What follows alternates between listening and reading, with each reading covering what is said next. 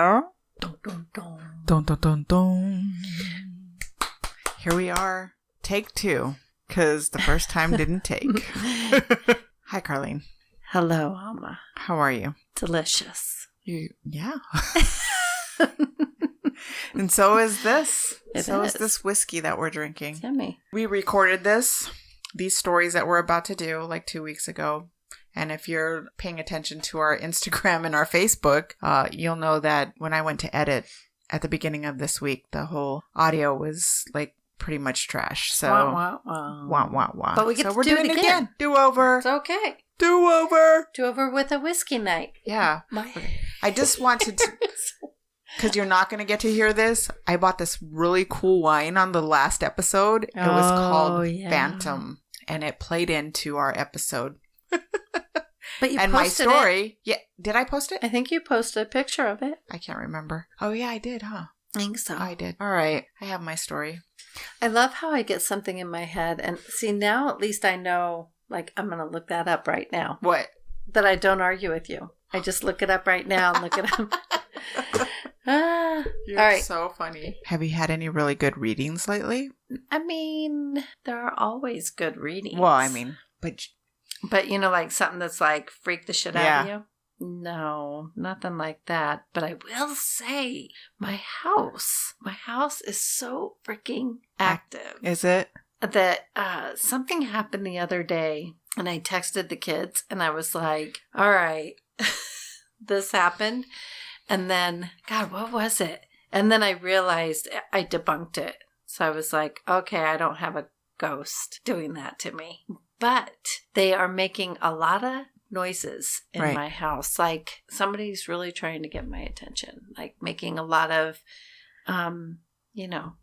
moving things. And today, before I came here, I was sitting on the couch and it started vibrating. I was like, Okay. that's weird. And then, of Are course, you sure you didn't fart? Yeah, no. Then I was like, is it the fan? I was like totally going through this debunking process. And then I was like, wait, what was that? It was the weirdest vibration feeling, but it was only on like one cushion, Right. not my ass cushion. It was only on one cushion. I was just like, It was popped so into my weird. head what happened But when you walked out here. Bus.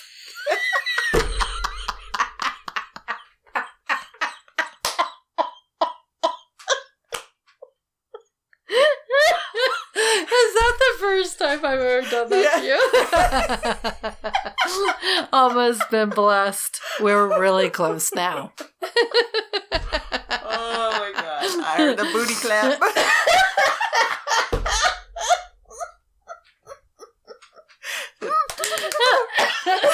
Listen, I mean, I'm just going to make it real with you, okay? I used to go into the kids and be like, God dang it, I got to tell you guys something. And then I would just let it go. And they'd be like, so now anytime I say I have to tell you something, they're like, no, don't. I should have done that to you, but I just couldn't. I couldn't hold it any longer. I was like, that was listen, like I gotta fart. instantaneous. The warning, it just like, it wasn't a 2 minute, it wasn't a 2 minute warning. No. It was like, I'm gonna fart.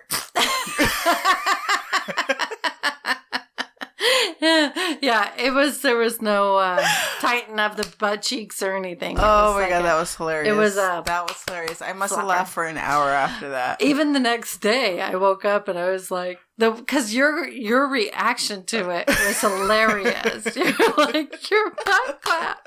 Because sometimes I'll tell Allie if I do that, I'll be like, Allie, I was just applauding for you, but in a different way. And she's like, you're so disgusting. And then you said it.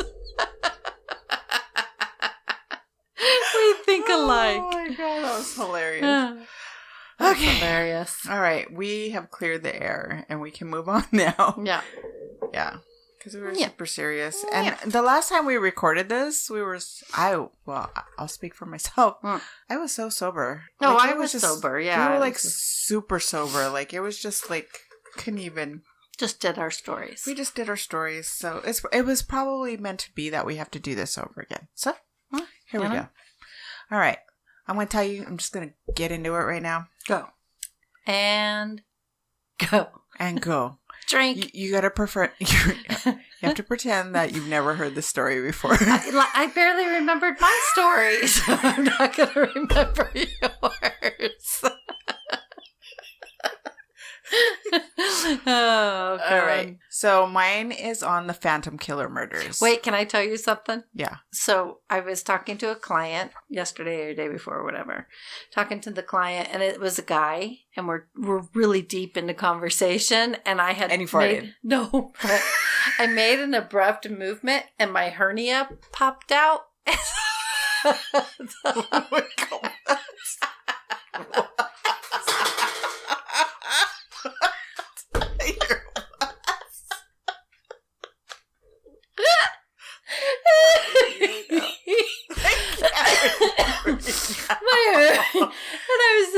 I go, oh, ha, ha, oh. Did he think you were channeling somebody? It seriously felt like I had an alien, and I'm trying to play it off. And I'm like, oh, making all these noises. I thought that we should drink whiskey all the time. Yeah, we're way more fun on whiskey than wine. Yeah, whiskey and tequila. Oh, yeah, that's a fun one too. Yeah. All right, I'm sorry, but I just remembered that because I was like, the hernia popping out was pretty funny. Well, you're trying to be professional and serious with this poor person. You know, I just realized my birthday's in like a couple days. Well, actually, what? No, it's going to be on the 2nd. June 2nd? Yeah. It's your birthday. It's my birthday. It's my birthday. What are we going to do? I don't know. What should we do? We might have to record the next podcast. Since we're doing a do-over on this one to catch up. What? June 2nd. I'm going to put that in my phone right now. That is on a weekday. Look Look what June says. What? Wine? Pretty what? No. Didn't even know that. I'm looking at my calendar. Crazy. It's a Tuesday. It is a Tuesday. Tipsy Tuesday. Tipsy Tuesday. We're going to have to do something. I don't know. I have nothing on my calendar for Tuesday. Nothing. Maybe you should just come over and we'll just watch Outlander. We'll binge Outlander. Yes. Oh my gosh, I'd be so happy. Let's do that. I'd be happy too. Even though I watched them. It's me farting. Has to be faster than that. It's a slow one.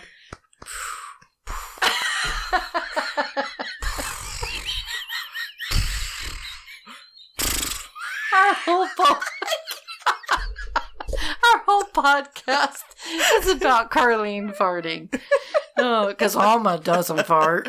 Oh, trust me. Ask Albert. I fart all the time. In fact, that's what happens when you get married. That familiarity. Yeah. You're just used to it. I mean, and now we got the dogs. Do you fluff the sheets? I don't even have to. Albert would be like, "Did you drink milk today?"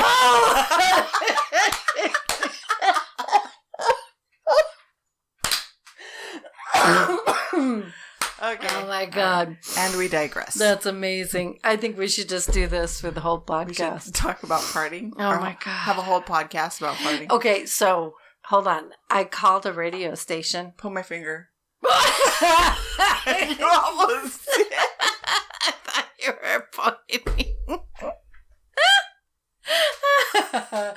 I called a radio station because they were doing this whole thing. It was who are they? 104.7. Mm-hmm. Those guys. Anyway, they were doing this whole thing talking. They ended up talking about farting or whatever. And so I call them and I'm like, "Hey, this is Carlene. I'm your queen of farts." And that was it. They lost it. They were cracking up. They're like, "You're the what?" I'm like, "I'm your queen of farts," because they were talking about farting. And so I'm like, "I'm your queen of farts. I love fart talk. Like, it's my favorite topic." And so they played it on the air. And then I had everybody calling and saying, "That was you, wasn't it?" And I worked for a mortgage company. So the loan officers were calling. Oh and my God. And then even Are my you sister, serious? me and my sister worked for the same company. And so like my sister was getting calls and going, was that your sister? Like everybody knew who the Queen of Farts was. Carlene. Carlene. And Queen it of was Farts. broadcasted on the radio. Not the Queen of Hearts, the Queen of Farts. Queen of Farts. Mm-hmm. Anyway. I mean, how long ago were you working for a mortgage It's been company? a long time. But it was those guys. I'm just trying to remember if it was 104.7. But I'm pretty sure it was. Pretty sure. Alrighty.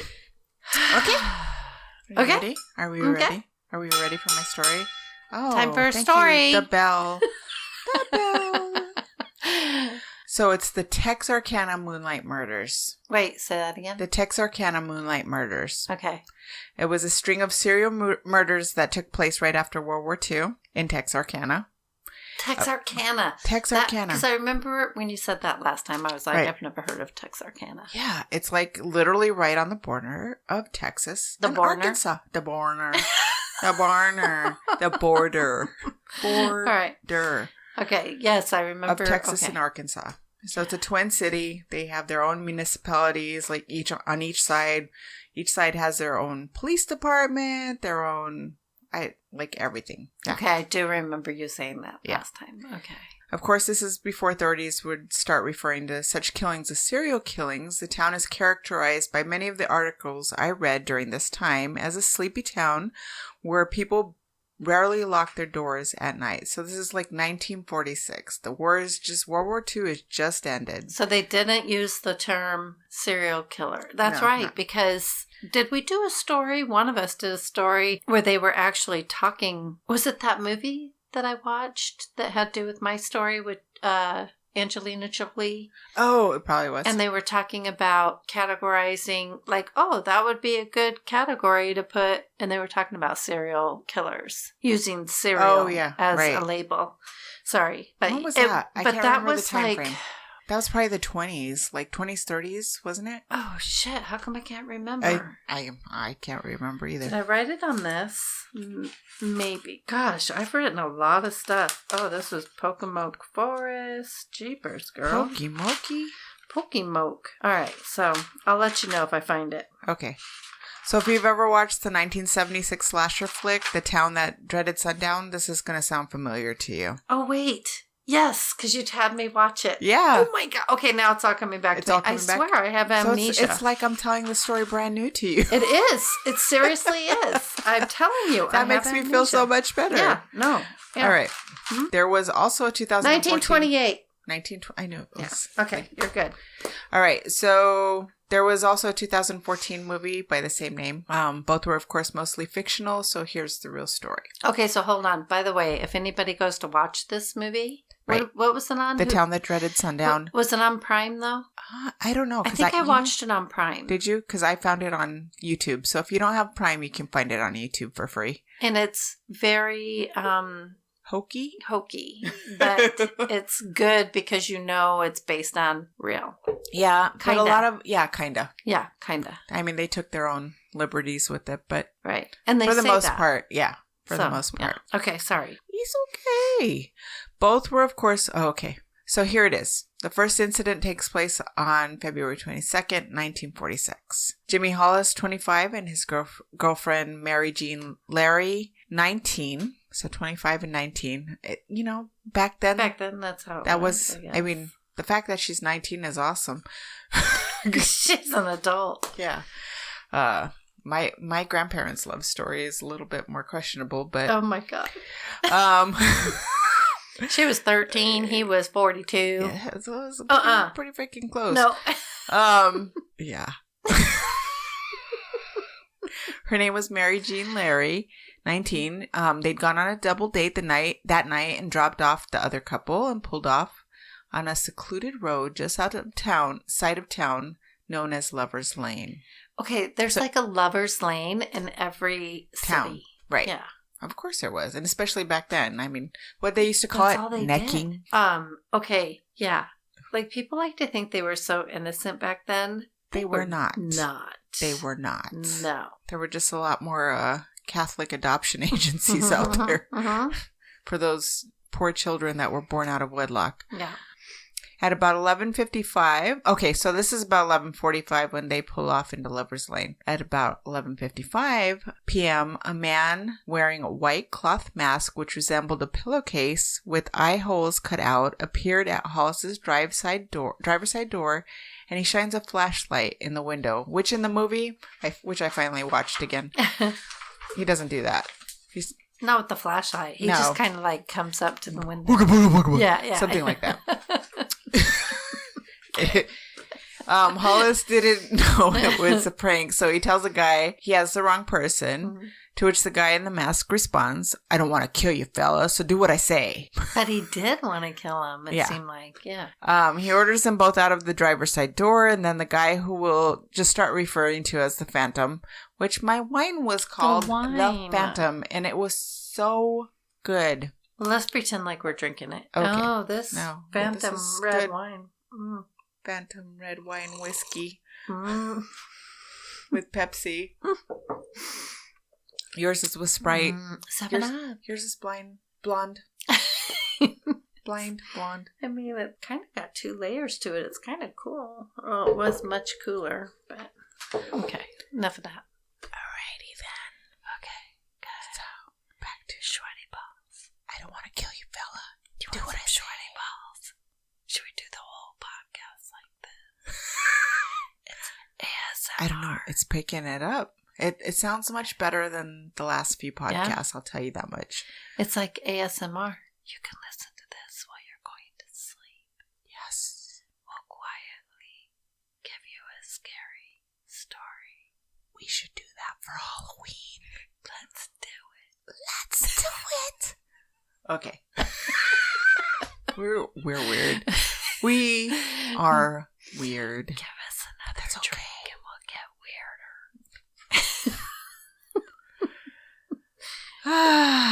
Snap out of it. Okay. So where was I? He was up at the window and he said, I don't want to kill ya. He orders them both out of the driver's side door. Yeah. Okay. And we're going to call him the Phantom. That's where we were at. Okay. Oh, yeah. So Phantom. he orders Hollis to take off his goddamn bridges. Britches? Britches. Not bridges. Not bridges. Britches. Britches. Take off your goddamn britches. Hollis? Hollis. Take off them goddamn britches. You probably just nailed it. All nailed it. Sorry, I had to get into character. Okay. So Hollis complies. See. Go. So Hollis complies and the guy strikes him twice in the head with a pistol. Ouch. Mary would later describe to investigators that the noise was so loud she survived. She thought Hollis had been shot. Whoa! To come to find out, it was a skull fracturing. Yeah. You know that's how loud it was. That glass is badass. It is. Let's drink out of that for your birthday. Okay. We'll be laughing like that the whole time. Yeah. We'll fall on the ground. Yeah. I'll be like, Carlene, what are you doing up there? Which is something that has actually happened to me. Okay. Mary, who thinks that this is a robbery, shows him that Hollis's wallet is empty. You know, because he just spent all his money on her at the movie theater. She's like, look, this motherfucker don't have no money. He's broke. Okay. And the Phantom strikes her with a blunt object. Oops. He then orders her to stand and then to run, and she complies, running towards a ditch. Oh my god. But he's super sadistic. Yeah. Tells her to change direction. She spots an old car parked up the road, and she starts running towards it, and she's confronted by the attacker again, and he asks her why she's running, and she tells him because he told her to. Yeah. To which he calls her a liar, knocks God. her down, sexually assaults her. Yeah. Wow. With the barrel of his gun. What? Yeah. So not with himself, but with the gun. Yeah. But That's still. fucked up. Which is fucking freaky. Yeah. And scary because you don't know if he's trigger happy. Like, ugh. Okay, she gets away, running painful. half a mile up the road to a nearby house and is able to call police. Meanwhile, Hollis regains consciousness and flags someone down. And these people that he flags down refuse to let him in the car, but they drive up the road and pretty much, what did they found a mortuary or a funeral home, and they called the police from there. So how scary for him. These people refuse, but I don't know. They're probably like freaked out by him too, because he's probably like bloody from getting his and skull it's dark, cracked. and they're like, yeah. I don't know. I have mixed feelings about that. Yeah, I don't like it. Within about 30 minutes, Sheriff W.H. Bill Presley and 3 officers arrive at the scene. Like, remember we've talked about this before back in the 40s and the 30s? Like, everybody has a name like W.H. Yeah. And 3 officers arrive at the scene. By this time, the Phantom is gone. And they find Hollis pants about 100 yards from the car. Oh, my God. Yeah. So, apparently he flagged down the other car naked. So, maybe... Oh, okay. that would... Okay, maybe they were... Or without his pants. Out. Right. So, he's got blood coming down his head and he doesn't have any pants on. Yeah. So it's a little freaky. Both are hospitalized. Mary overnight, and Hollis has to take a few weeks to recover from his multiple skull fractures. Oh, my gosh. When questioned by authorities, Mary Larry describes the attacker as having a white bag over his head with cutouts for eyes and mouth, but what she could see under the mask, she described him as being African American. So some of the stuff that I read was like he was a light-skinned black man. But Hollis claims that the man was white, about 30. He couldn't distinguish any other features because of the light shined in his eyes. They both agreed that he was around 6 feet tall. They gave Larry a harder time with her account, thinking that she knew the assailant. I think they thought they both knew the assailant and they were covering up. And also, both of them are going through divorces, so they're not completely divorced from their spouses. And so, back then. yeah. But they gave more credence to his account, but you know how they thought of women cheating on their husband. Yeah. So, there's that. Wow. That's interesting. Yep.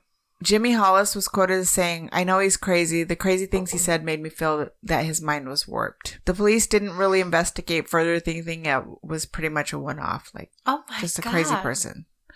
Who's to say they couldn't caught him sooner if they did? Right. So what date did I say that was? That? So that was February 22nd? February 22nd. So then on March 24th, Richard L. Griffin, age 29, and his girlfriend of 6 weeks, Polly Ann Moore. We don't have Pollyanns anymore, do we? No. We don't have those, like, people aren't called by their middle names anymore. No. There's not a Billy Bob. Mary Beth. Yeah. There's just not that anymore. Yeah. I think that's a Southern thing, too. Yeah. I don't think that was ever really... Bobby Joe. Bobby Joe. When I taught, there was a Bobby Joe. There was a Bobby and a Bobby Joe. And then we had to say it, Bobby Joe, like that, just because how can you not? Richard L. Griffin, age 29, and his girlfriend of 6 weeks, Polly Ann Moore, age 17, were found dead in Griffin's 1941 Oldsmobile sedan on Sunday, March 24th, 1946, between 8:30 a.m. and 9 a.m. by passing motorists on an isolated road called Rich Road. Griffin, and this was they pulled off the road to pretty much probably hanky-panky. Yeah. Griffin, he was also a World War II veteran. He was slumped over in the front seat, dead from 2 bullet wounds. Moore was sprawled out on the back seat of the car. Ugh. Some sources say she had been raped. So, well, I mean, that could be his pattern, right? But he let the last couple live, so I guess maybe he learned from that. But maybe it was an accident that they lived. Could be, or that was his like virgin. Yeah. Whatever. Like, could be.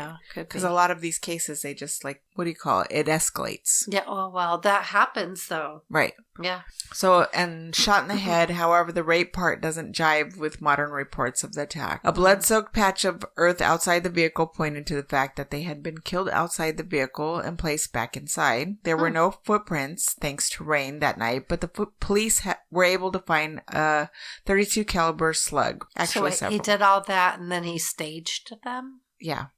And remember that. So by March 30th, police had posted a $500 reward. $500? I guess that's a lot back then. I guess so. In an effort to gain any new information on Griffin and Moore and and more. This is the alcohol talking. In an effort to gain any new information on the Griffin and Moore case that would lead to the arrest and conviction of the person or persons responsible.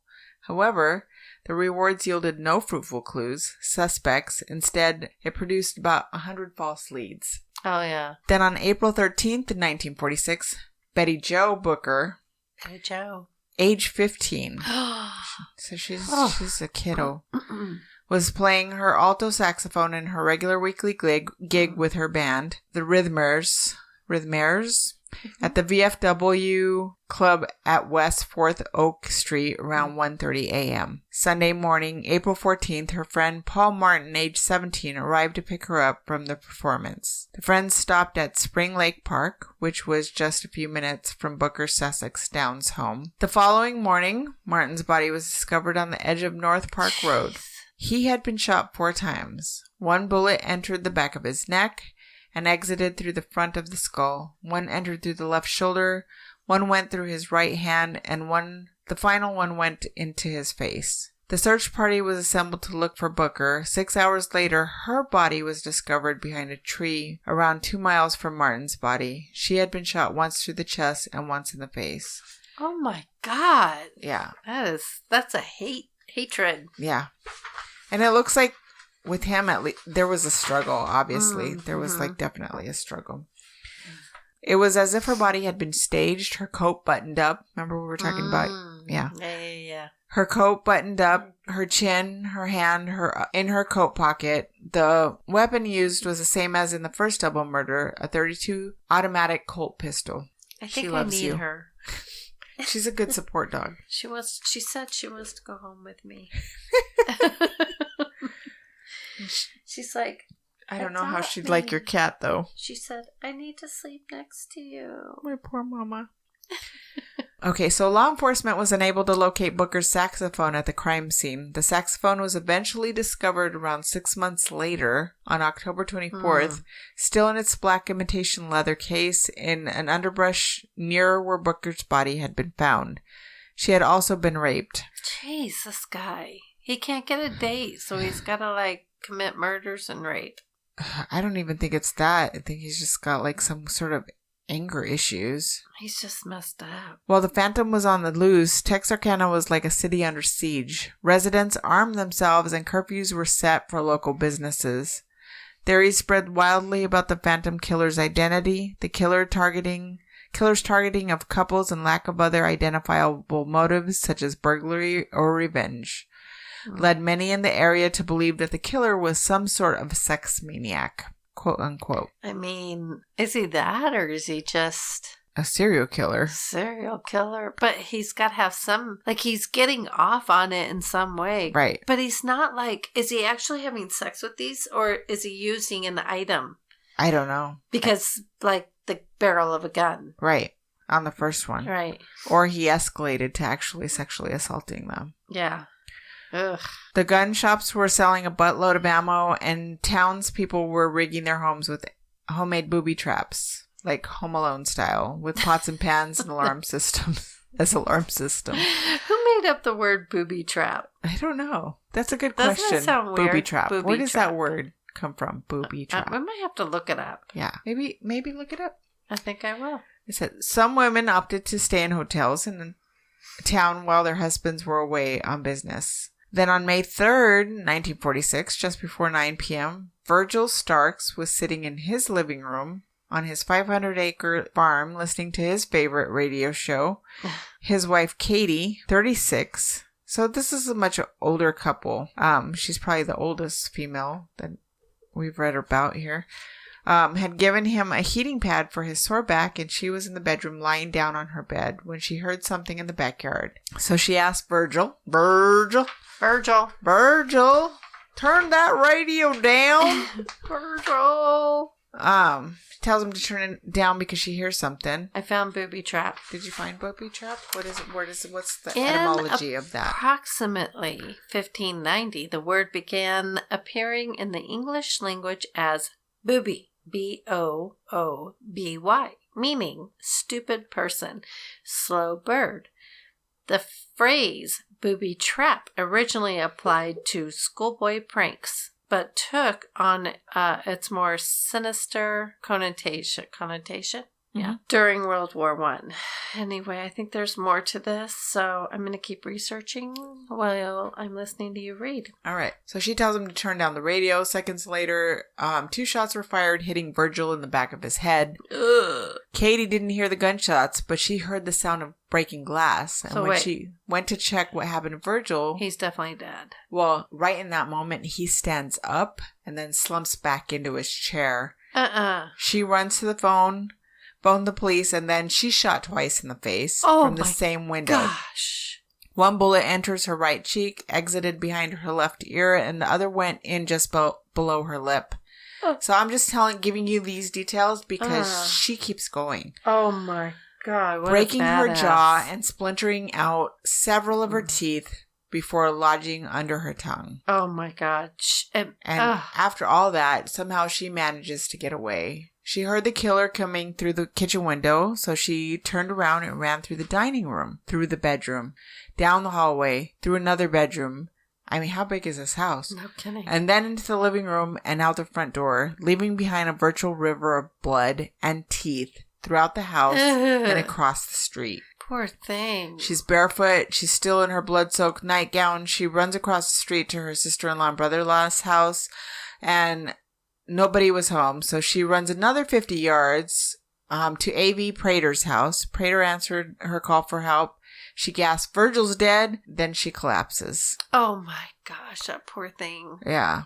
The news was printed on the front page the next morning, Saturday, May 4th, reading, "Murder, Rock City again. Farmer slain, wife wounded." I mean, she's a little bit more than wounded, but... Well, she is a badass. I know. She just kept going. Holy cow, Molly. I mean, they pretty much shot out all her teeth. Mm-hmm.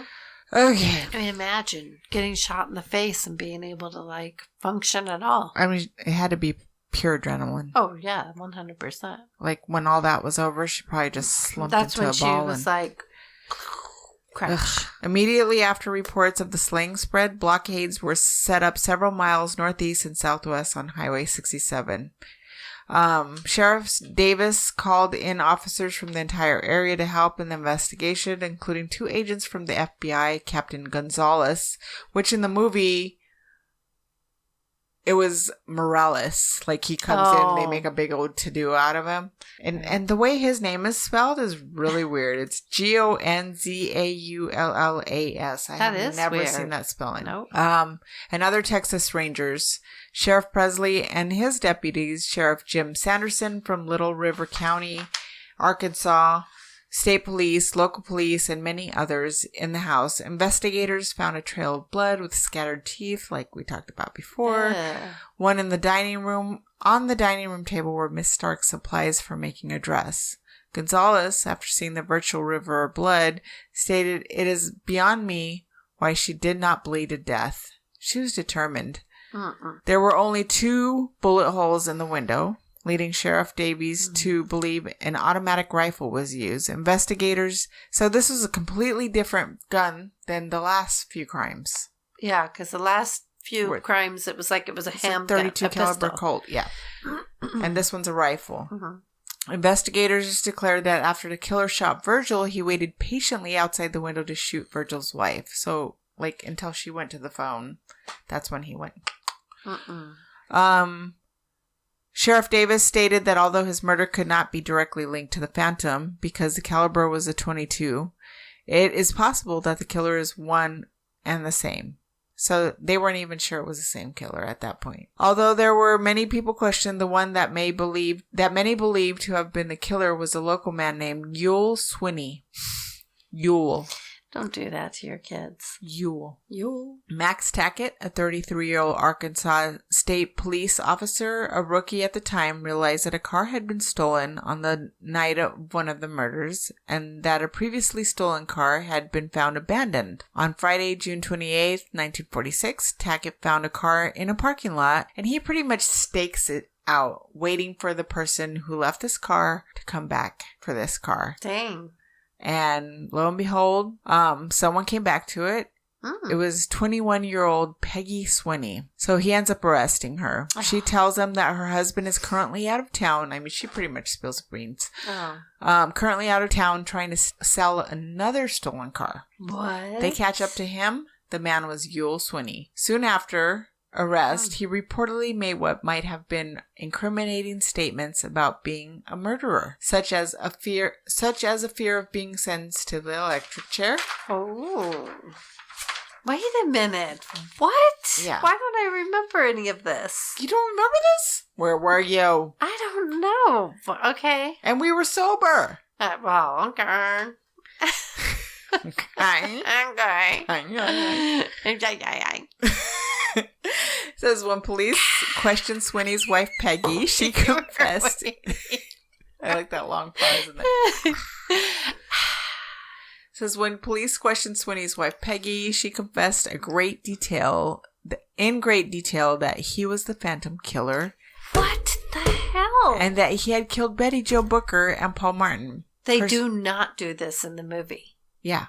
No. Her story changed in some details across several confessions and conversations, and police believe she was withholding some facts due to fear of Swinney or fear of incriminating herself. I'd be afraid of him. Right. Police were able to independently verify some details of Peggy's confession, such as locating a victim's possessions in a location. She said Yul had discarded it. A shirt with a laundry mark, perhaps linked to the Starks case, was found in Swinney's possession. The link was not certain. I don't know. That's a little weird. I mean, was there a lot of Starks? I went to school with a Carrie Stark. Did you? Yeah. I mean, the only Starks I know about were the Starks on Game of Thrones. Oh, yeah. That's right. And Tony Stark. Yeah. By law in 1946, Peggy could not be forced to testify against her husband, and because she was considered an unreliable witness, Yul was not arrested for the murder. Instead, with only circumstantial evidence, Swinney was sent to prison as a habitual offender for car theft. What? Yeah. Bullshit. Presley reported in 2014 book that several Presley being that was the cop, wasn't it? It was the cop's nephew. Oh. He wrote a book. Oh. He ends up writing a book. I don't know why it wasn't. I think on the last episode it was fresher and I gave you all that information. So Presley reported in his 2014 book that several investigators in the Swinney case later said that the habitual offender sentence was effectively a plea bargain. A plea bargain. Now it's finally in me. Oh. Right now. You're feeling right this it? moment. I feel it. I feel it. She's I feel it right now. I feel it. Even though the case files indicated no such agreement was reached formally. Swinney was concerned about being sentenced to death for the murders, so agreed to not contest the habitual offender charge, and in fact tried to plead guilty even though habitual offender cases required a jury trial. All right, so I'm just going to go through a list of all the circumstantial evidence that they had on the case against Swinney. 1, the car Peggy Swinney was arrested for stealing was the one reported missing on the night of the Griffin Moore murders. There was a lot of circumstantial evidence. That doesn't even seem circumstantial to me, but I don't know. I don't know what constitutes circumstantial anymore. When Tackett caught Yul Swinney on the fire escape, Swinney said, "Please don't shoot me." Tackett replied, "I'm not going to shoot you for stealing cars." And Swinney then replied, "Mister, don't play games with me. You want me for more than stealing cars." How's that circumstantial? Yeah. All right. It sounds like yeah. Then Yul was in the police car. He asked Chief Deputy Tillman Johnson, "Mr. Johnson, what do you think they'll do to me for this? Will they give me the chair?" Johnson responded with, "You won't get much, maybe 5 or 10 years," because he's thinking car theft. Right. They don't give you the electric chair for stealing cars. And then Swinney replied, "Mr. Johnson, you got me for more than stealing cars." Right. So obviously he thinks he's guilty of something. Right. Mm-hmm. When a lawyer told Peggy that her husband was being held for murder, she exclaimed, "How did they find it out?" Peggy took officers near the spot where Paul Martin's car was found. She said she had walked into the woods there, and the officers found a woman's heel prints in that area. Huh. Peggy's family That and would Yule... be circumstantial because they don't actually have the shoe, the head Right. to the heel, or the woman. Right, except that she says that she's the woman. Okay.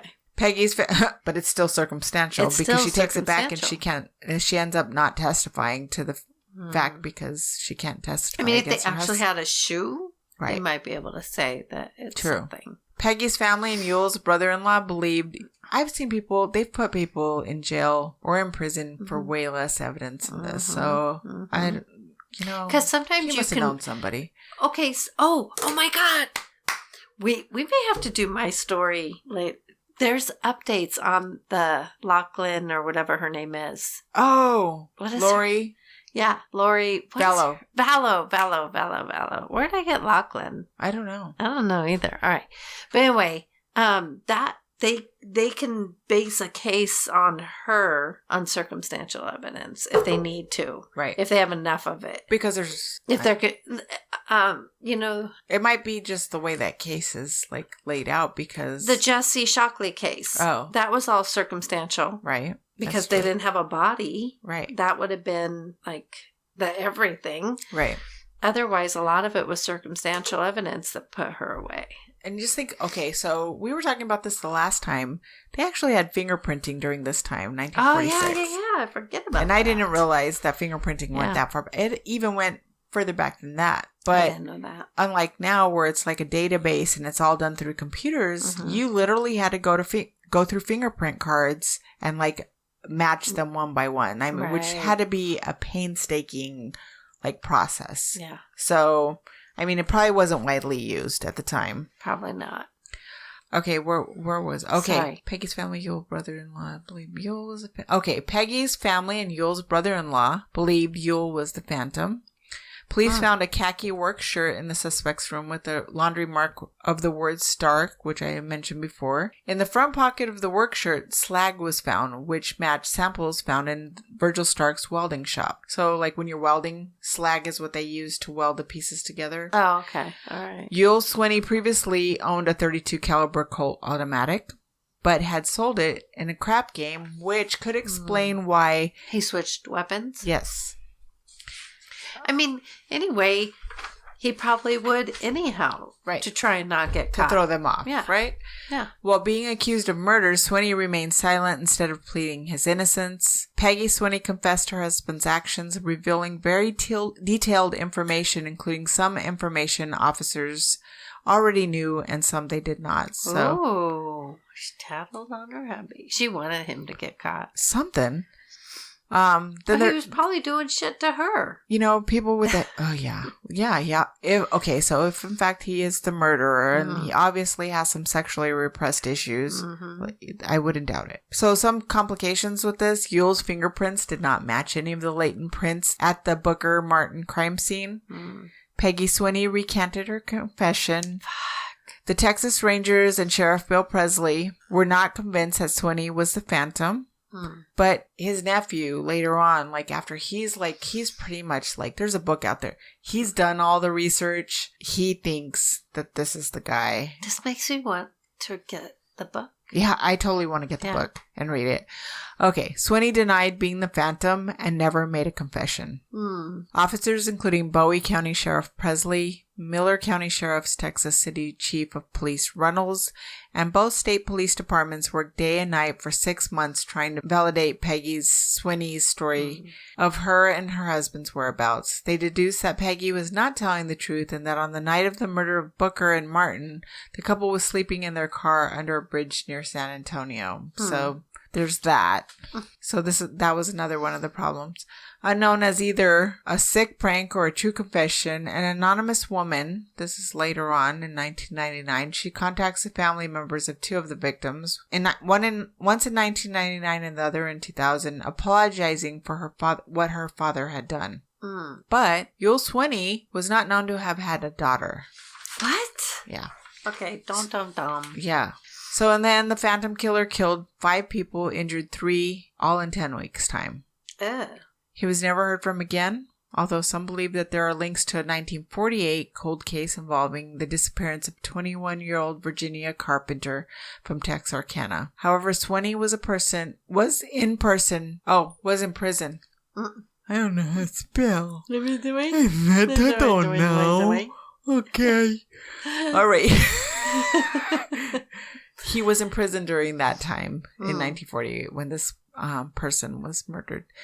All these years later, the town of Texarkana seems to have leaned into the trauma and notoriety of being called the town that dreaded sundown. Many locals were even extras in the 70s version. And every year around Halloween, the movie screened at Spring Lake Park, not too far from where the murders took place. What the hell? Is kind of that weird is to me. super weird. So, yeah. Freaks. Okay. That was my story of the Phantom Killer murders. Story now. And we are now recording. We took our little break there so that Carlene could go fart. That was hilarious. No, but I did go pee about 5 dozen times. 5 times. Like, we just took an hour in between. Pretty much 45 Did minutes. It was a while. Damn. We had some pizza. We had a conversation. I mean, all I did was mention Jack in the Box, and she pulls out pizza. Right. Just whipped it out. She's Had like, it waiting. "Hey, It was in look my what back pocket. I have this under the table. I always keep pizza. Just in case. You know. I'm refreshed, though. In case of drunkenness. I swear, I feel like you get drunk super easy. I know, except for the last time. That's what I'm telling but you. I'm the one who doesn't ever drink. What was that? It wasn't us. Farted. It was Shorty. We're gonna blame it on Shorty. She's snoring under the table. That was hilarious. It sounded more like a... No, it's her. She was like... Was it? Yeah. Oh my god, that's so funny. That Snorty. Was very loud. We call her Snorty sometimes, not Shorty. Snorty. She's like, you're talking about me. What? She was just asleep. Snoring. She probably woke herself. All right. You ready? I'm ready. And go. Take 2. And okay. This is going to be a surprise to me too, because I literally can't remember your story. I couldn't remember it either. So, surprise to both you know of why? us. Because usually when I edit, I've listened to it several times and then but that's okay. Yeah, well, when I do my stories, I know them pretty well, but for some reason I could not remember. You had to refresh yourself? I just finally looked at it and was like, oh, that's right. Okay, my God. Okay. So I will just say it is paranormal in the sense that weird shit happens to the people that are there. Okay. But you don't really know what. Okay. Does that make sense? Yeah. Okay. I can't wait. It's on. I literally can't wait. It's kind of long, but if I don't do it all, then it kind of... And it's not even everything. I had to chop a lot out. Okay. Okay, so it's the Cecil Hotel. Oh, yes. my God. Yes. Why didn't I remember that? Yeah, see? Wow. Yeah, because you wanted to do it. Yes. Well, you wanted to do it once, but up on a time. I was right? so excited the last time because we had a conversation. Yes. Okay. All right. Okay. It's now called the Stay on Main in LA. All right. Downtown, Skid Row, LA is where it's at. Where it's at. Where it's at. Okay. All right.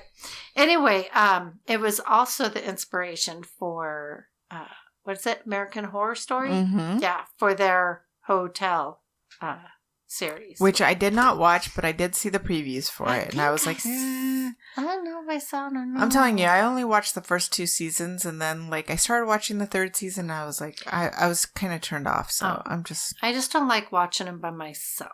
I've seen the one that's called The Cult. Mm-hmm. I've seen that one. The one that has to do with the pigs or the people coming in the... Mm-hmm. So I don't know what they're all called. But I only watch them with my kids. I'm not going to sit at home by myself and watch these weird-ass, scary... I have a hard time watching them shows. only because, the way my mind works, I will fall asleep and dream about it. Yeah. Oh, no. And I don't Before like that. I go to sleep, I can't watch the news. I can't watch anything crazy, negative. Mm-mm. Yeah, I can't do that. I have to watch something with kittens and puppies before I go to bed. I have to watch something completely senseless, too, that is... If I watch something like that, stupid. I have to watch kittens and puppies. just to like mellow my brain out. I feel ya. I feel ya on that. I do.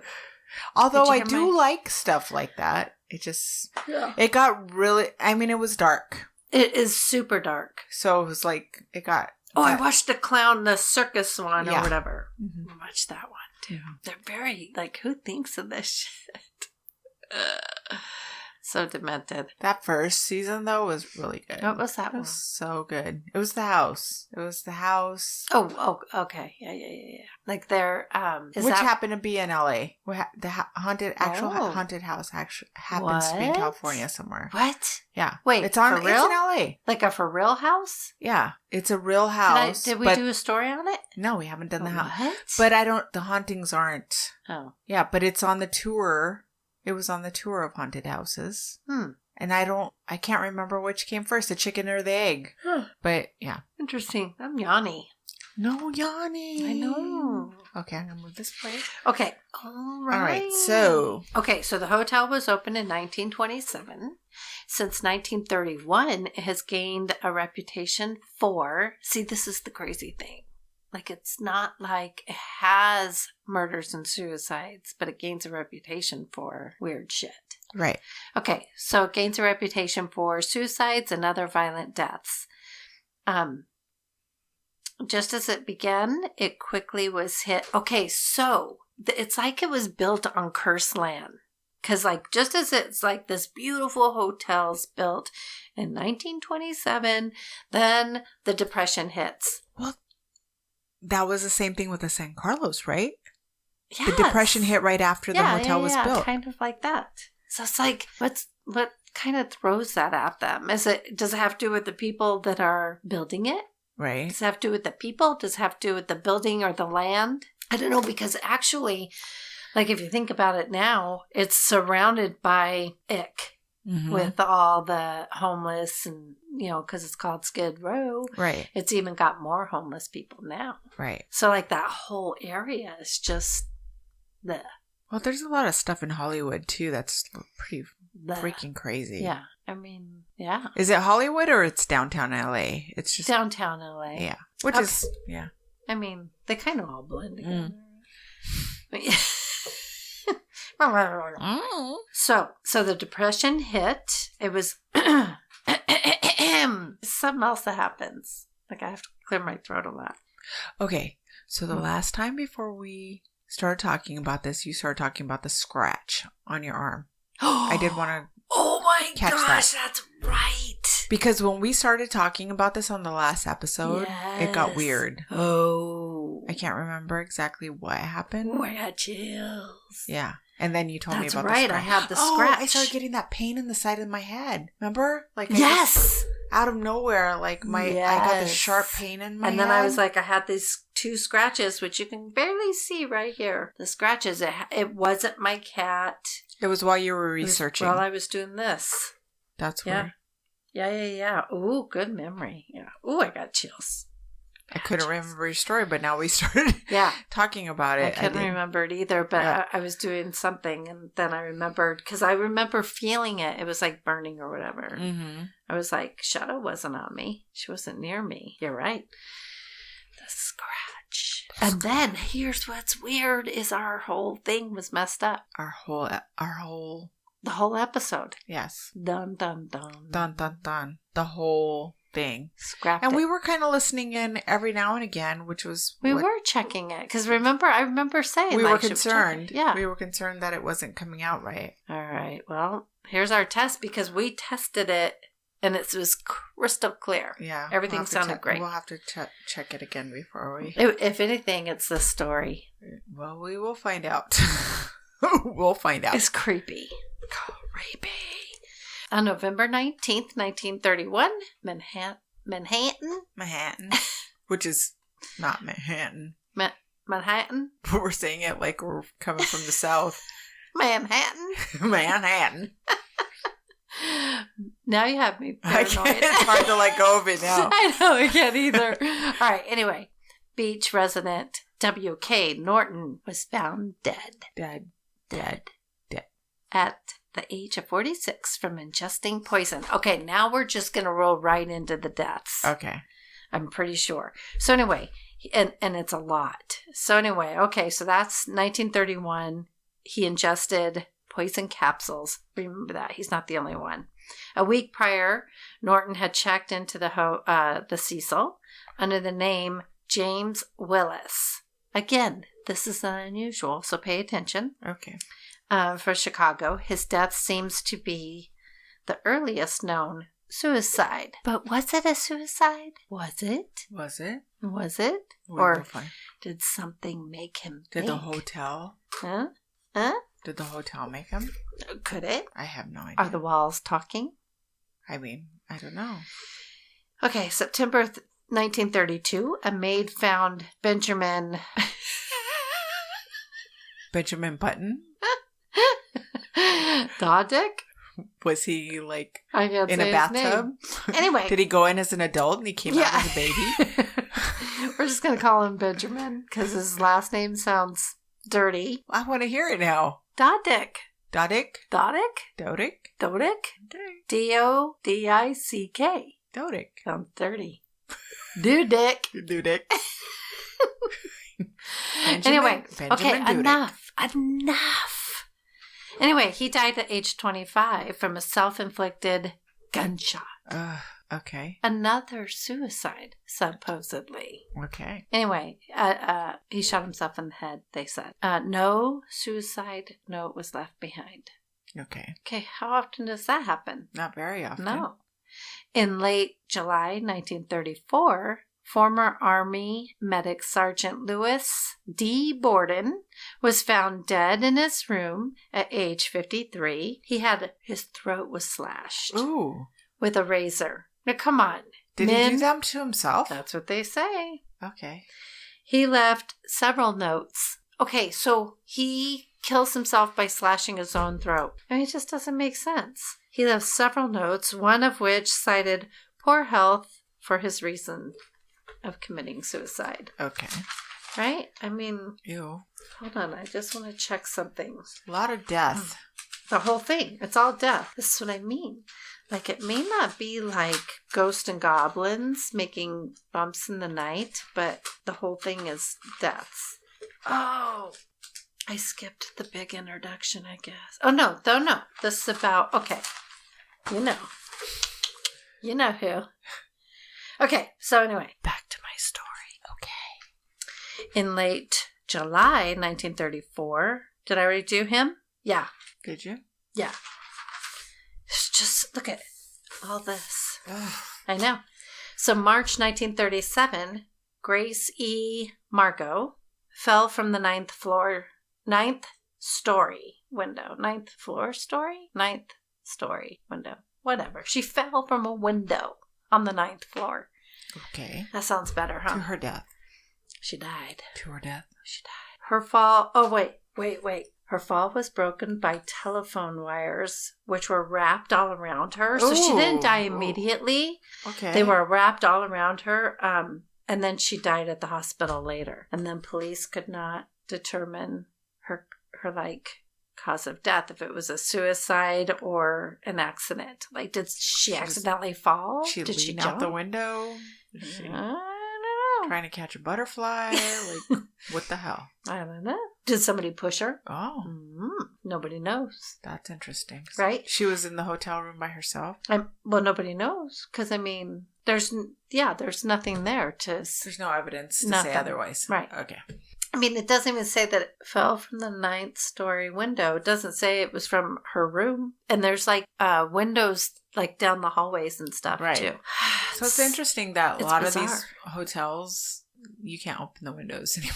You can't anymore, but this one you can. Really? Yeah, we'll get to it. Okay. But this one you can. It's bizarre. But there's I mean, it kind of sucks because have you ever gone and you're like, oh, you just want to open the window and it has a nice balcony, but you can't go out to it? When we were in Las Vegas at the Mandalay a few years back, couldn't open those windows. Yeah, it kind of sucks for people who don't want to jump. I would never stay there again now. No.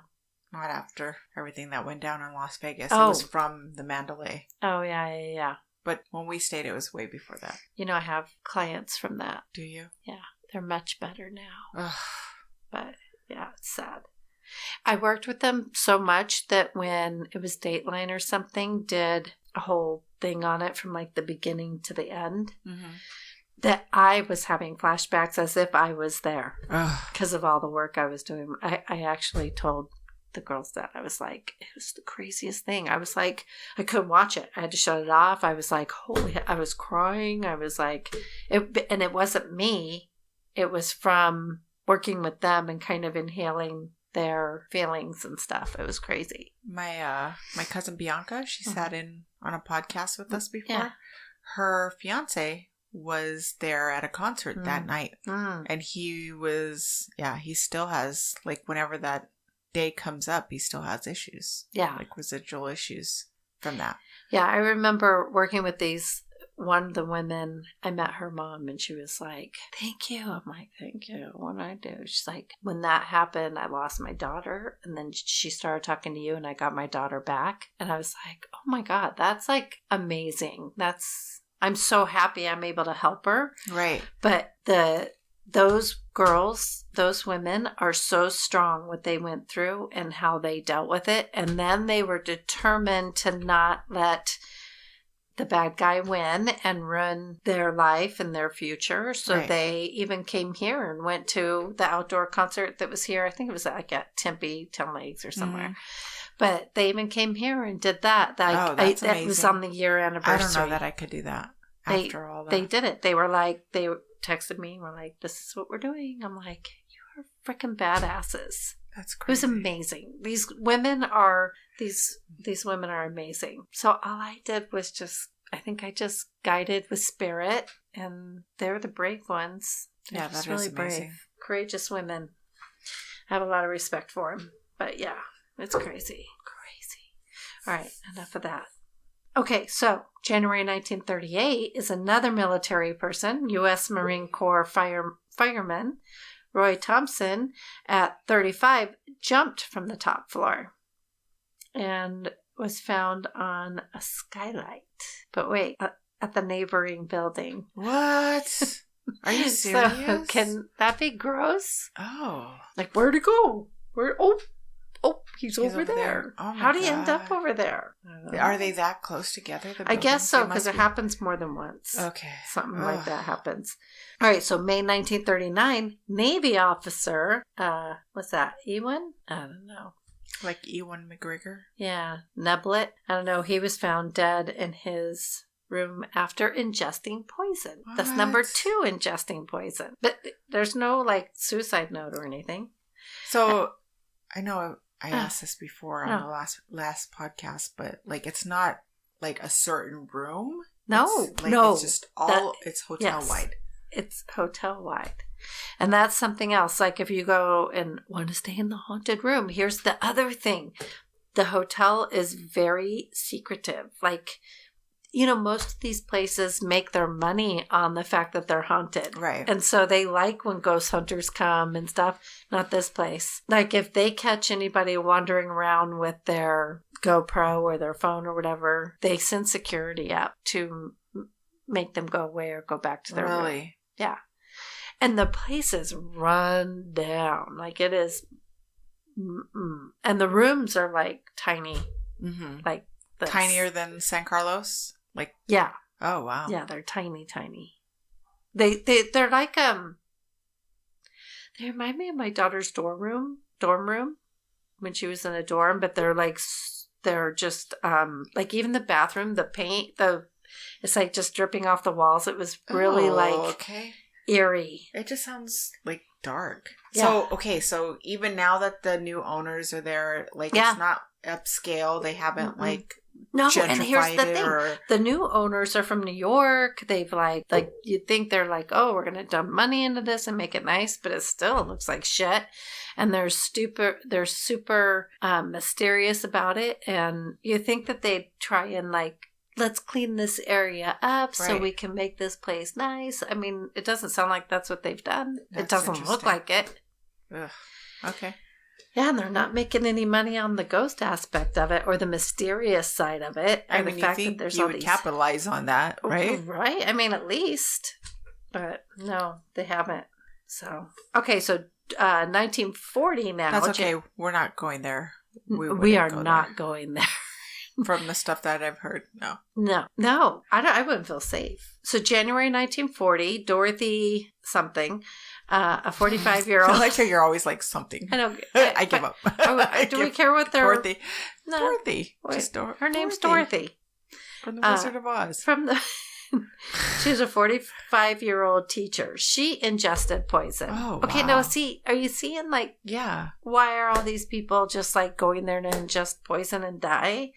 Well, staying at the Hotel Cecil, and was near death, reported at LA Times reporter. Nothing else is written. So I don't know if she actually died, but why'd she ingest? And there's like no suicide note or anything mentioned. So I don't know. Weird.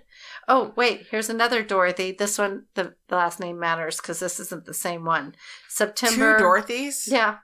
September 1944, Dorothy Jean Purcell was 19, sharing a room with her boyfriend, a shoe salesman. Oh, is this the one? Yes. Okay. This one's sad. So, his name is Ben Levine. He was 38. She's 19. He's 38. Oh, okay. Yeah, weird. Dorothy got up to use the bathroom, and she ends up giving birth in the middle of the night. Oh, my God. Okay, but wait. Do you remember this? Yeah. Okay.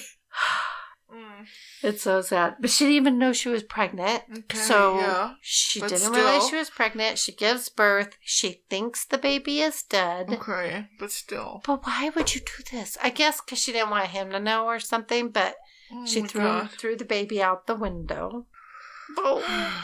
Okay. That's just the saddest damn thing. Because the baby wasn't actually... He's not dead. The baby was alive.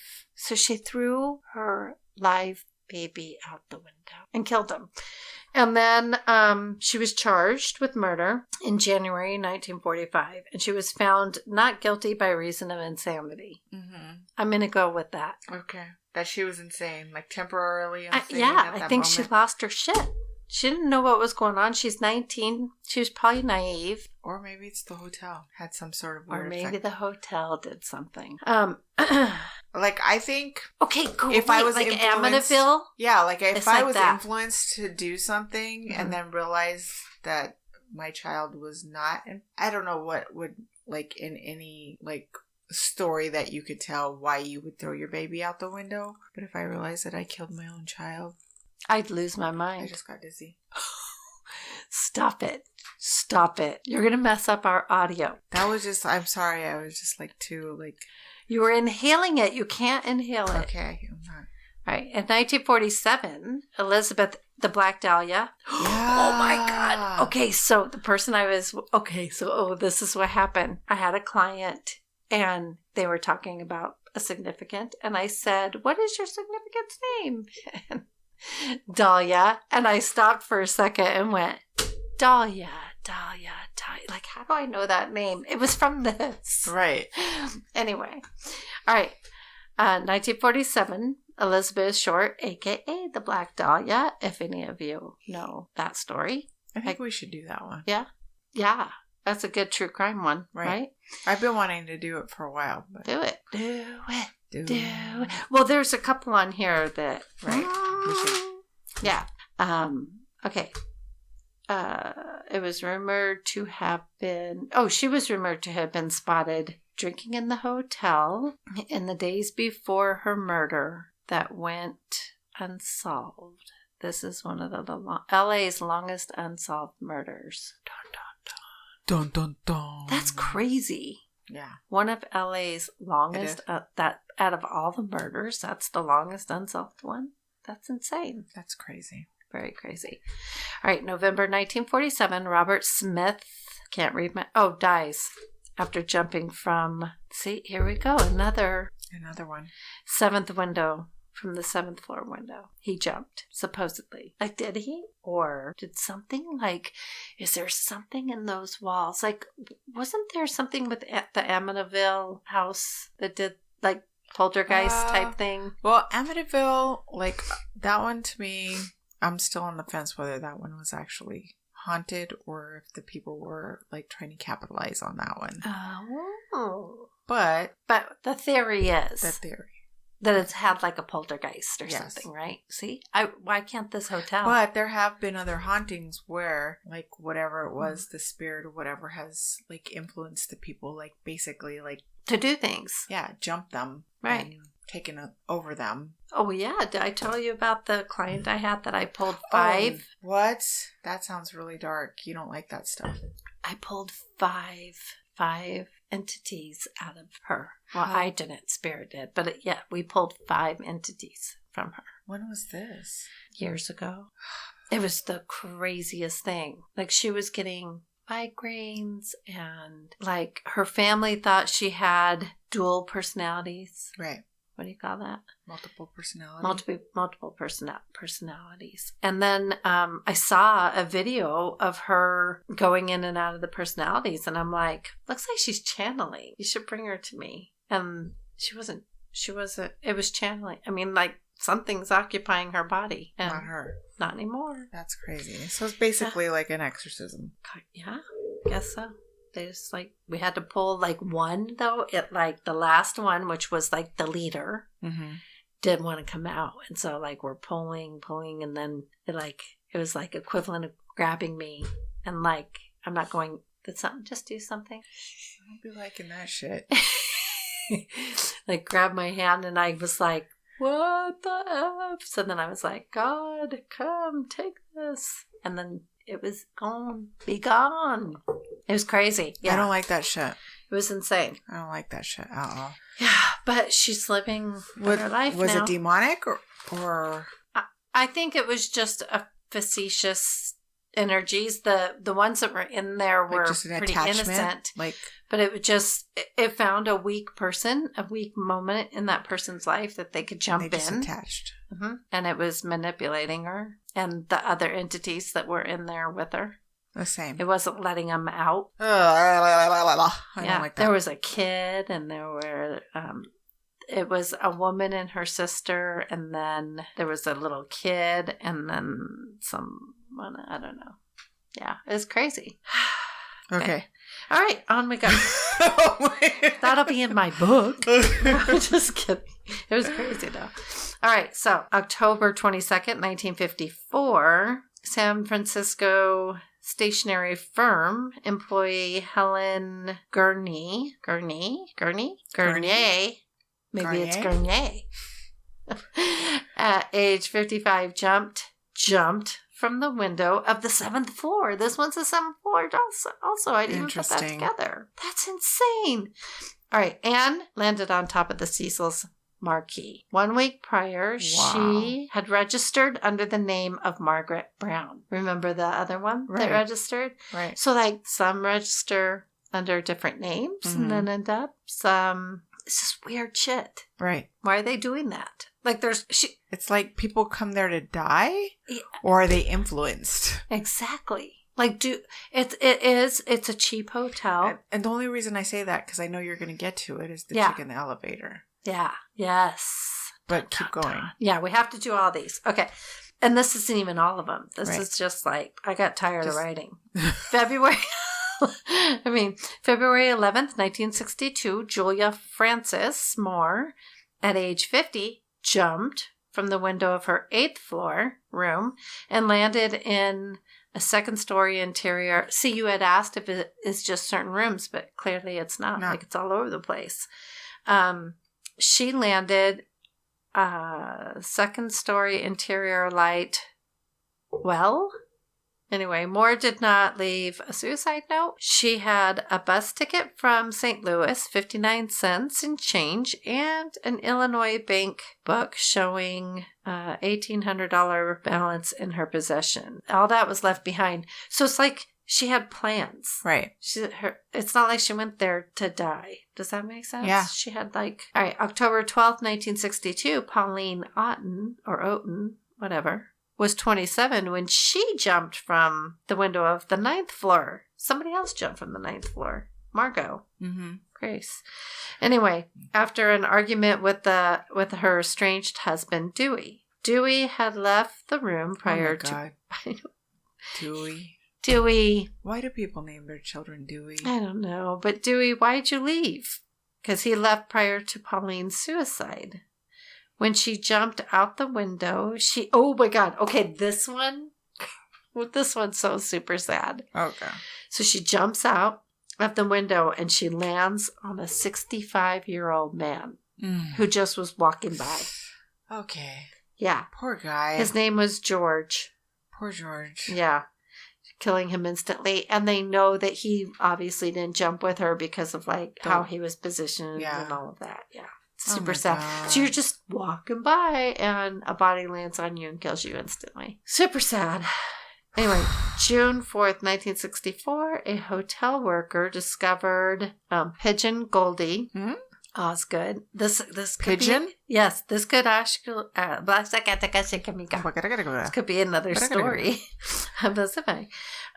Osgood, a retired phone operator, dead in her room. She had been raped, stabbed, and beaten. Okay.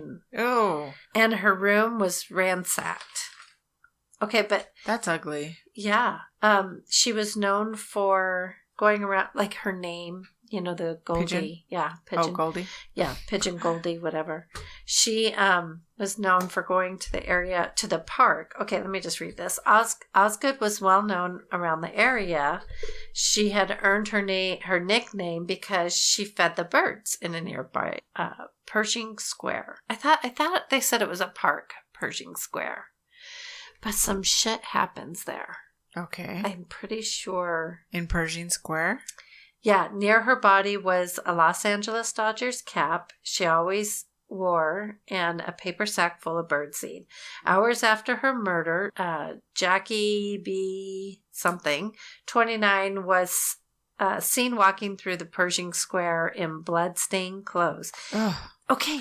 But he wasn't, he arrested, charged for the murder, but was later cleared of the crime. Osgood's murder remains unsolved. Ugh. Okay. How come that's not a longest running one? Well, Dahlia came after. 1947. Or Dahlia came before. Yeah. Okay, but there's something about this park. I thought I read something else that had to do with this. We might have to dig for this Osgood, because I think there's more to it.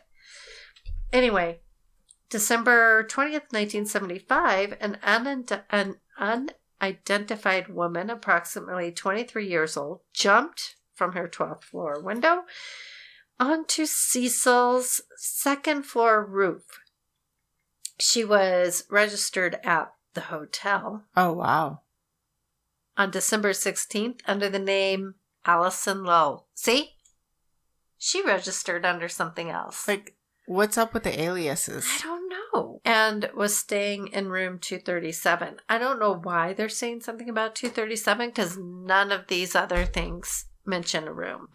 September 1st, 1992, a black male was found deceased in the alley behind the Cecil. Authorities believe he either fell from or jumped from or was pushed from the hotel's 15th floor. Okay, that's pretty broad. Okay. Are you ready? I'm ready. Okay. Okay, you guys. This next one is freaky shit. And this is what led me to the story. Because there's actual footage. And this is like a recent thing. It was February 19th, 2013. Her name was Alyssa. Alyssa? Mm-hmm. Or Elisa? Alyssa. We'll go with Alyssa. Okay. Anyway, she's this little Asian girl from Canada. And it was on January 31st, 2013. Was when she was last seen at the hotel. And she is from Canada. She came to LA by herself. She went to San Diego and went to like the zoo and stuff. And then she had some issues, but it seemed like she had gotten some of her issues together, like bipolar and some depression issues, but she was taking her medication and stuff. And it seemed like she was doing well, so she was traveling alone. It was like she took a hiatus from college. She was a second-year student, I believe. And so because she was taking this hiatus from school, she was traveling. Okay. And I know her family was very worried, so she was calling her family every single day, sometimes multiple times a day, but she was calling them every day. Just checking in. Yeah. And so on this particular day, she did not call, and that's when her family got worried about her. Okay. She was seen by some employee on this day. Also, she was seen at a bookstore. She was looking at a particular book and having a conversation with an employee at the bookstore that I guess she frequented there, kind of, anyway, chatting them up, and they knew her, and that was like a last sighting of her too. Okay. Okay, so on January 31st, Alyssa was expected to check out of her room at the Cecil and head to Santa Cruz, but she didn't check out. Alyssa, we already talked about college student, second year, already did all that. You guys, you can just edit that out. I got ahead of myself because I got super excited. So the last she was seen was by this. Oh my God, I jumped ahead of myself. I'm super proud of how I did that. Rolled right into it. I didn't even think I'd remember it, but it's such a good story. I mean, it's not a good story. It's a sad story, but Right. it's an interesting story. Okay, so you can go onto YouTube and see the actual footage. Of the last time she was seen at the hotel. Like, there's actual footage of her to be seen at the hotel. Yeah. And Yeah. it's creepy. That's the freaky elevator, shit. right? Yeah, the elevator Yeah, scene. that's super creepy. So, and be careful, because I was watching one, these young guys had posted, and they chopped it all up, and they have like, do you see this? Do you see that? And then I was like, oh, no, I'm going to go back to the original, the real ones, and they manipulated the videos, so don't fall for all that. Okay. Just go watch maybe we can put the link. Yeah. Did I We send it to definitely you? will. Okay. We will. All right. Yeah, you did send it to me. Okay. All right. So her family not hearing from her on the 31st and obviously worrying about her. I mean, your young daughter is traveling alone, in a pretty crazy place. Right. LA. Not a great neighborhood. No, not a great neighborhood. And she didn't check in. So they called the police. And her family's from Hong Kong. So, it's all, I'm sure they've been here for a while, but in Canada. Right. But it is still foreign land. So anyway, I don't know. But they're freaking out. So they call the police. They did not search every room of the police went to investigate, and they did not search every room because they can't, because legally they have to have a warrant. Well, yeah, and they have to have probable cause to search every room. Right. And at this point they don't. So no crime was committed is what they said. On February 6th, a week after Alyssa's disappearance, police had decided to send out flyers with Alyssa's image and description, posted all over the neighborhood and online. And that brought media attention and more awareness to the fact that this girl's missing, that they don't know where she's at or whatever. And then a week later, on February 15th, without any sign of Alyssa, the police release a very strange video, which is the surveillance video of her in the elevator. And it shows her waving her arms all over. First, it shows her going in the elevator, and she kind of crouches down, and she pushes all the buttons. Right. All the floors. The elevator doors never shut. You guys know when you go to an elevator, how many times have you had to put your arm in there to it stays open the whole time. I do remember. Yeah, the elevator stays open the whole time. So she goes in, she pushes all the buttons, and she kind of stands off to the side. Doors never shut. Then you see her peek out, and then it's almost because did she hear something? Did somebody call her? So she peeks out. And then it's oh shit. And she goes in and she hides in the corner of the elevator. Right. And then she's terrified of now something. she's spooked out. Yeah. Right. And then she kind of steps out, and she does these weird steps 1 foot out, then another foot out, then moves to the side. She does a box step. Right. And then she goes back in the elevator. And again, these fucking elevator doors are not closing. Right. That is the weirdest thing to me. To me, that was So, but is that the time she goes out and it looks like she's having a conversation with somebody? No. Okay. Then she kind of goes back in, and then she comes back out and standing out again. And then she kind of maneuvers off to the side where you can't see her. Mm-hmm. And then when she comes back into frame, it looks like that's when she starts talking, if I'm remembering correctly. Her hands are animated. She's going crazy, like talking to somebody. But she's not afraid when she's talking to him. It's almost like she's making a point because she's doing, you can see me with, like she's taking her pinky finger and she's taking her other hand and she's like, and this and that. That's what it looks like, right? Okay, so it's like she's, and this one and that one. And she's like, but she's yelling and she's flaying her arms all over the place. And she's like very dramatic and her fingers are all wide open. And I mean, people make note about how and you dramatic. said she was bipolar, so that so makes you it could think be of, manic. Yeah. She could be Right. having an episode, which that's a theory. Right. That kind of gets debunked, right? You know what I'm talking medications. about? Right. So she flaying all around. Okay, so once she's done yelling at whomever she's yelling at, if anything, she doesn't run away like she's afraid of somebody. She turns around and walks away. And then that's the last of anybody seeing of her. Right. But if she was afraid and something was chasing her, wouldn't she have ran off? Right. She didn't. And then, so, like, her medications, she'd been taking them? She hadn't been taking them? Well, hold on. I'll tell you in a second. So, jumping ahead. Yes. So, on the 15th, that's the police surveillance. Okay. It was like a week later after they did that surveillance.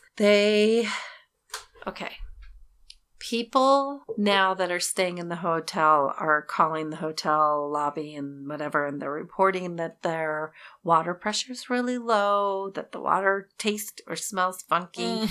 There's at one point they're saying there's video of this too. Right. On YouTube. They turn the water on and it comes out black. I don't know why. And that for a few seconds and then it goes clear. So people are drinking this and taking showers in it. And so they send the maintenance worker up to check the water towers because they don't know why this is happening. So these water towers are humongous. Like they're giant tanks that are, I have the measurements 4 by something, whatever. I'll tell you when I get to it. I know I have it on here. It totally makes me think of that movie, Dark Water. Did you ever see it? I don't know. With Jennifer Connelly? It's like she moves into this building with her child and there's like this huge stain up in the ceiling. Of like, it looks like water damage, and they come and they fix it, and then the stain shows up again. It just keeps happening over and over again and I'll let you continue. Okay. So anyway, I want to say these are like 4 by 8 or whatever. They're huge tanks and they're like put on these giant cement blocks. So, I mean, it's an ordeal. But anyway, the maintenance guy goes up, gets in the tank and sees Alyssa's body floating in the naked body floating in the tank. And her clothes are floating in the tank also, but they're not on her. So the question is, her clothes, something happened to her. Her clothes got taken off. Her cell phone. They tossed her and her clothes in after her. I don't know. Her cell phone's missing. Her clothes are off of her. Her room key and something else is on her possession, but wait, her cell phone has never been found. What? It says her clothing was floating on top of the water. Her watch and her room key were found with her. However, her phone has never been found. Interesting. But so there was no evidence of trauma, sexual assault, or suicide. Toxology showed her normal prescriptions as well as Sinutab and ibuprofen, which not a crazy amount, just a small amount, and a very small trace of alcohol, like 0.02 grams. Right. So like the tiniest amount. Who's to say she didn't take some NyQuil? I don't know. You know what I mean? Like it was a small amount, but no recreational drugs were present, and her regular medications. So that's why they ruled out, like, some people were like, well, it's her bipolar or whatever, but she was still taking her regular medications were in her system. So everything looked normal. And did you say, like, the lid on the water tank was like super, super massively heavy. It's so heavy that, and I even think that it like has a special lock so people can't get in there. Right. And then to like get up it, you have to get the ladders. Like the ladders just aren't hanging there. Like they have to get the ladders and climb up it. And she's a tiny girl. It would take a lot for her to work her way up the towers. But first of all, let's just talk about how did she get out there?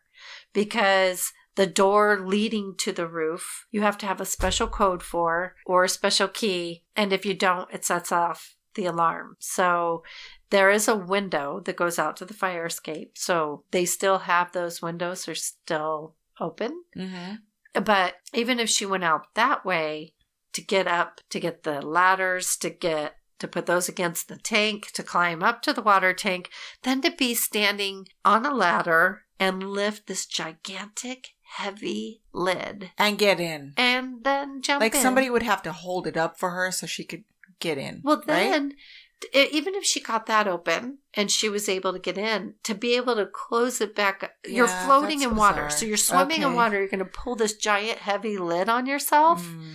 It just doesn't make any sense. She couldn't do it. Right. It just is impossible. Anyway, the theory is there is no theory because nobody can figure it out. Right. So, I mean, they were like, maybe somebody murdered her, obviously, and raped her and stuff. But there's no sexual assault. There's no... Nobody knows. It's really creepy and weird. It is. And along with all these other things that have happened and the way she was acting in the elevator, the fact that those elevator doors don't shut until she walks out. Once she leaves, they close and they go up to every floor that she had pushed. It's eerie. And open. And they open and close. Yeah. Open and close. Open and close. Like normal elevator doors. Like they should have been doing. Right. I'm telling you, watch it. Because it's, and watch it all the way through. So you can watch like when they close and then they go up to the floors and open and it's just eerie. Oh, okay. So the tanks are 4x8 foot cylinders propped up by concrete blocks and you have to have ladders, like I said. I guess I didn't put how big. I thought I wrote how heavy the lids were. Okay. I'm so excited. That's just creepy. That's creepy. Yeah, okay. So the elevator scene shows her pushing all the buttons. I already said all that. And what year was this? It was 2013? 2015. 2015? Right? All right, hold on. No, February 19th, 2013. Okay. You're right. I thought it was 2015. Oh, because this one, June 13th, 2015, the body of 28-year-old something. What is that? That's all it says is a male. Oh, okay. Oh, okay. Was found outside the hotel. Some say he might have committed suicide by jumping from... This is a repeat. There was another one that they were like, this one. September 1992. He may have committed suicide by jumping from the hotel, although cause of death is undetermined. Just same exact as that is like, okay, we did the San Carlos. That's literally one suicide. Yeah. One suicide and the place was haunted. This is like kill. That's a lot of suicide. That's a lot of death in one hotel. It's like, and it's not like it's murders. It's not like they were... Except the one. Yeah. And maybe, but I don't think hers is the murder. Yeah, that's too creepy. If you, I'm sure a lot of people have already seen the footage, but if you haven't, you definitely have to see it. And I'll post a link. I'll definitely post a link. Okay, but it gets darker. Oh my God. Yeah. Okay, so I'm going to read this because I don't know why I wrote it, but let me just read it in case it means something. In the 1940s, it looked as though the hotel was looking up. The hotel flourished as a fashionable destination.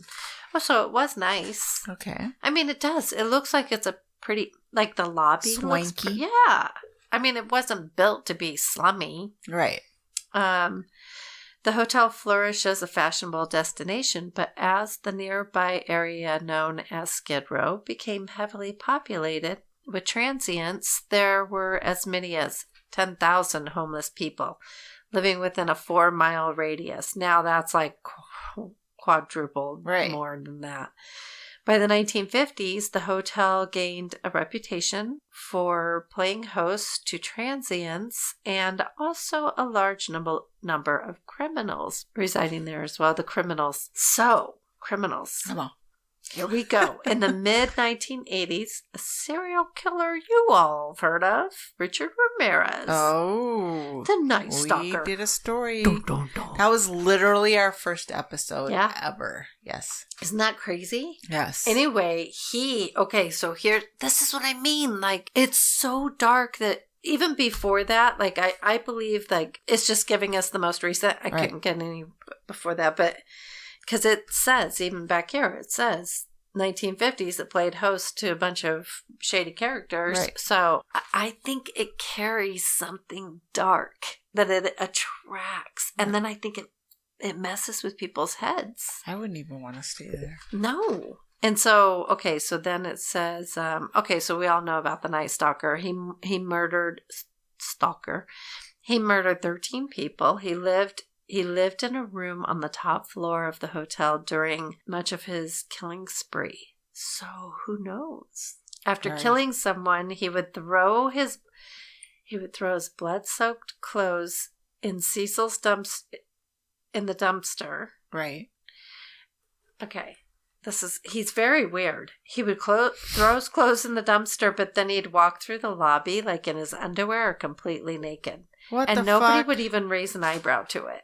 Okay, because everybody was walking around naked? Because they're all weird. They're probably all high on something, or just the hotel holds weird people. And maybe they're all under some kind of weird trance. What do we know? That's weird. Right? So nobody even batted an eyelash. No. Dude's walking around the freaking corridors completely butt-ass naked. Yeah. And nobody's even reacting to that. Journalist Josh Dean wrote, he'd walk around in his underwear or naked, and no one raised an eyebrow. Unbelievable. And there's more. At the time, Ramirez only paid $14 a night. Jeez. That's super cheap even for back then. Yeah. Because that's not, hey, I was visiting, what was that? Was that the 2000? Oh, that was the 80s? Mm-hmm. I was visiting my sister in Hollywood in the 80s. And it wasn't cheap. It was gross, but it wasn't cheap. In 1991, this is one that we could do too. Austrian serial killer Jack Unterweger. Uh-huh. Have you heard of him? Well, I'd like to say no, but we did this before. Oh, you did? I can't convincingly. No, tell me. No. We did this. Oh, we did this. Have you heard of him, though? No, not until you mentioned it last week. I thought you guys did a story on him. No. Anyway, he strangled prostitutes. You have a good memory because I can't remember shit. And I did the story. And I'm like, ooh, really? He did that? We should do this. Anyway, he strangled prostitutes with their own bras. Oh, that's right, because you were like, ooh, we should. Right.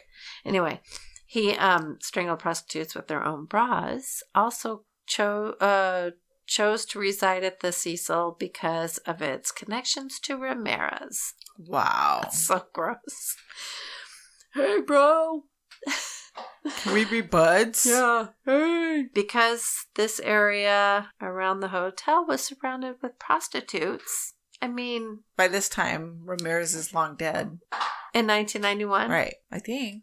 Did he die that soon? I can't remember. It's surrounded with prostitutes. This is right. Okay. Jack stalked his prey time and time again in search of new victims. One prostitute he is believed to have killed vanished right down the street from the hotel, at which time he claimed to have been dating the hotel receptionist. Ooh. So, that's his girlfriend, yet he's creepy. killing all these prostitutes in the area. Weird. In 2011, the rate was $75 a night. Ooh, he died in 2013. Who? Ramirez? Mm-hmm. Mm-hmm. That was soon. That's close to now. Right. That's freaky. New York developers signed a 99-year lease. 99 years? Wow. And that's a long time. Yeah. Who signs a lease for 99 years? And then just lets it stay shitty. Ugh. Anyway, they said that here they say they began renovations, perhaps hoping to erase the blood from the walls. But in videos that people show, if those are their renovations, they're not doing so great. Much. But what will erase the curse? What will erase the curse?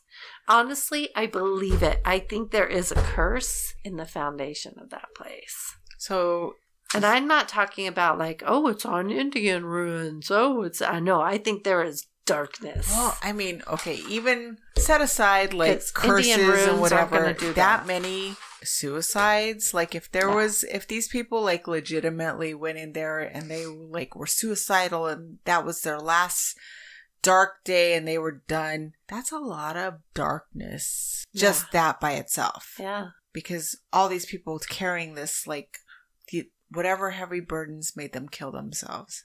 Take away curse. Why are they attracted to that place? Right. To do it. And then not to mention the psychotic killers that are attracted to that place. Yeah. Ugh. Yeah. And you can't say, oh, well, there's killers there, so maybe they're the ones that are killing the people and they're making it look like a suicide, but it's not, they're not consistent enough. Right. It's not like that. That's crazy. So you don't have any like actual like, sightings, like other than that? Okay, so there is a photo. I sent it to you, didn't I? I think you did. It's on my thing. There's a photo that a kid took. I think it was a kid that took it, and he just happened to catch this like ghostly type figure on the side of the building. Mm-hmm. But otherwise, they don't let anybody go in there. And the people that do kind of sneak their way in there, to me, they're not really getting anything. They're just kind of touring the building, but they're not getting any ghost stuff. It's said like Ghost Hunters and Ghost Adventures have done stuff in there, but I looked everywhere and could not find a trace. All right, now I have to look. Yeah, if you find it, you might find it because I couldn't. That's creepy. Yeah, and I tried. I mean, I got on Hulu. I got online. I was looking up anything, trying to look through all the episodes. Couldn't find it. So if you can find it, great. You're good at finding that kind of stuff. That's creepy. But those are the only two. I said Ghost Adventures and Ghost Hunters, but that's I don't even remember that. No. Honestly? No. I mean, those would have been pretty great episodes and memorable. You would think. And you would think they'd get a lot if there was anything. But, I mean, they're pretty secretive about letting people in there. And if you look, even on YouTube, there's one guy, he's in there and he's being pretty low-key about walking around. And security gets him. Yep. They're like, you're not filming, are you? He's like, no, I'm just walking to my room. Right. But not even anybody like in their rooms, like no recording or trying to get EVPs or nope. I went through a lot of that's how I kind of was getting into it. Interesting. But nope, I didn't weird. I didn't get any. That's why I'm like, it's not our normal paranormal, like where there's ghostly sounds like and stuff. Everybody's got like some sort of story. No, I mean, there was one where they were talking about like the water faucets going on, the lights flickering, normal things like that. But to me, the more paranormal part of it is people killing themselves. Right. Like going to stay there and not coming out. Right. Like what's making them do that? They're being influenced. Yeah. And especially Alyssa girl, the one gal that sounds like her life was just like she had plans. Yeah.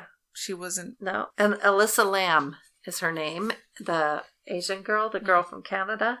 And what about her? Like, I don't know. It's just, she's just having a good time in LA. Why is my nose all of a sudden all weird? Puppies? Puppies. Okay.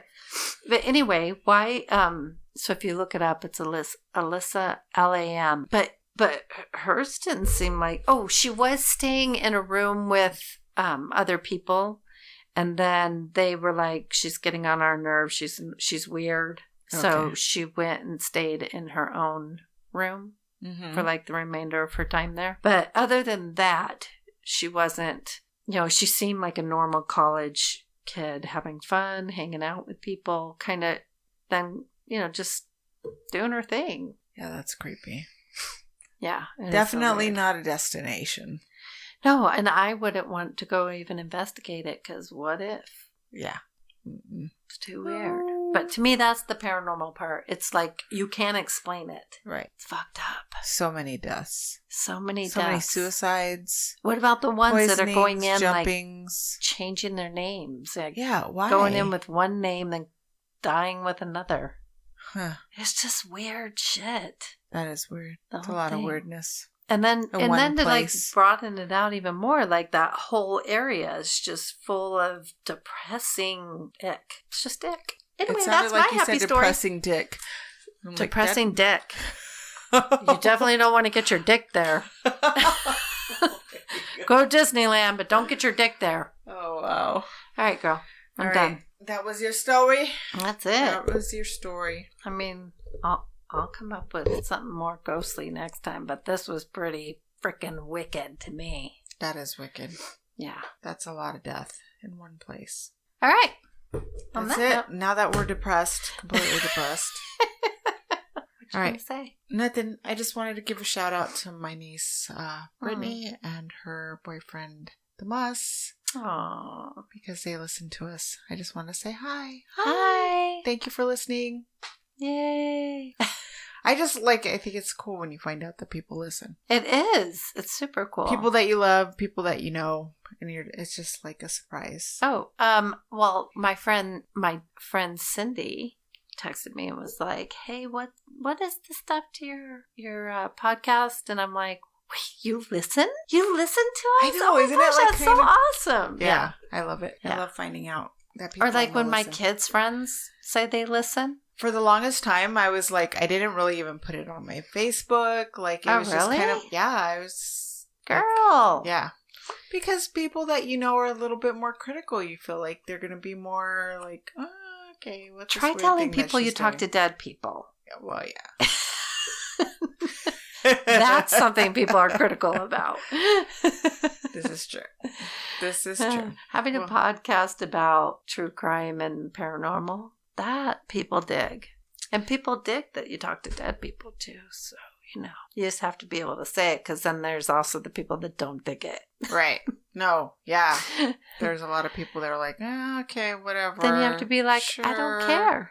If it's not your cup of tea, then so sorry. Alrighty. I just don't talk about it with them. Exactly. Yeah, Can you tell? Huh. Can you tell right up, like, do you get like a vibe or? Yeah, I mean, I could tell, like, if we're talking about it or something that's making somebody uncomfortable, and I just don't talk about it. Right. Or I just don't bring it up unless somebody else does. It's just like religion and politics and all that other stuff. Right. As soon as you see people start squirming in their seat, then you're just like, okay, we won't talk about this. Yeah, Let's change the I subject. certainly am not going to push my views onto you. Right. But I will say, you're missing out. You're missing out if you don't. And it's usually because people are afraid. Right. Of the unknown. But to me, it just makes you feel more at peace. So I think it's like the whole religious factor too sometimes plays into it. Plays a lot into it. Yeah. And then there's the people that call themselves atheists who, well, I just don't believe in anything. Okay. Okay, well, so that sucks for you. So sorry. All right. Anyway, enough of that. Enough of that. Well, that was our show tonight. Hope you liked it. Hope you liked it. Thank you guys for listening. All right. Stay sane out there. It's a crazy stay world healthy. right now. Stay healthy. Stay healthy. Meditate. Do what you got to do. And stand up for what you believe. Exactly. That is okay. It only takes one person to change something. Right. So do it. Don't just sit there and think about it. I do that all the time. You sit there and think about it? I do. And then I'm like, you know what? I should have did this. I should do something. So we should do something. Anything. All right. We'll do it tomorrow. We'll do it tomorrow. Because we are procrastinators at heart. And tomorrow, there's always tomorrow. We're hardcore procrastinators. All right, guys. Thank you for listening. I'm Alma. I'm Carly. Good night. Bye.